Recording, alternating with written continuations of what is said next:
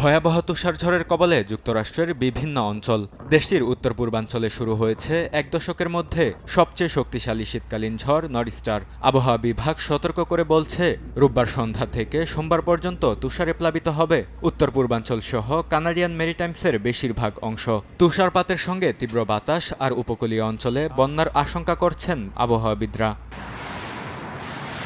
তুষারঝড়ে সতর্কতার আওতায় রয়েছে বিভিন্ন অঙ্গরাজ্যের কয়েক কোটি মানুষ।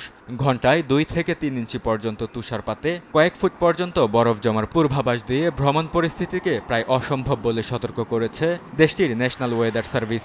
উপকূলীয় এলাকাগুলোতে 65 থেকে 70 মাইল বেগে ঝড়ো হাওয়ার আশঙ্কা করা হচ্ছে। নিউ জার্সি সহ ভার্জিনিয়া, ডেলাওয়্যার ও মেরিল্যান্ডে বিদ্যুৎ বিচ্ছিন্ন হয়ে পড়েছে কয়েক হাজার মানুষ। নিউ ইয়র্ক সিটিতে 9 বছরে প্রথমবারের মতো জারি হয়েছে তুষারঝড় সতর্কতা। শহর জুড়ে কয়েক ইঞ্চি পর্যন্ত তুষারপাতের পূর্বাভাস দিয়েছে নগর কর্তৃপক্ষ।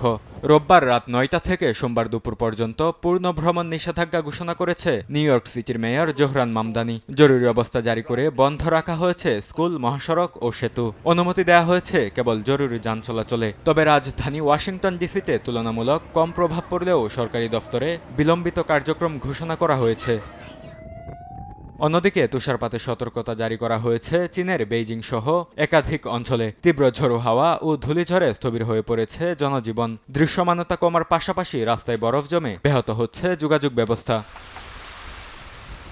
এদিকে দ্বিতীয় দফা তুষারঝড়ে বিপর্যস্ত ইউরোপের আরেক দেশ রোমানিয়া। তীব্র তুষারে বন্ধ করে দেওয়া হয়েছে রাজধানী বুখারেস্টের আশেপাশের কয়েকটি সড়ক। মারাত্মকভাবে ব্যাহত হচ্ছে যান চলাচল। আর 2 মাসের অস্বাভাবিক তীব্র শীতের পর উষ্ণতার আভাস মিলছে ইউরোপের দেশ পোল্যান্ডে। গলতে শুরু করেছে ভিস্তলা নদীর বরফ। তবে আবহাওয়ার এই হঠাৎ পরিবর্তনে বন্যা সতর্কতা জারি করেছে আবহাওয়া দফতর। বরকতুল্লাহ, সময় সংবাদ।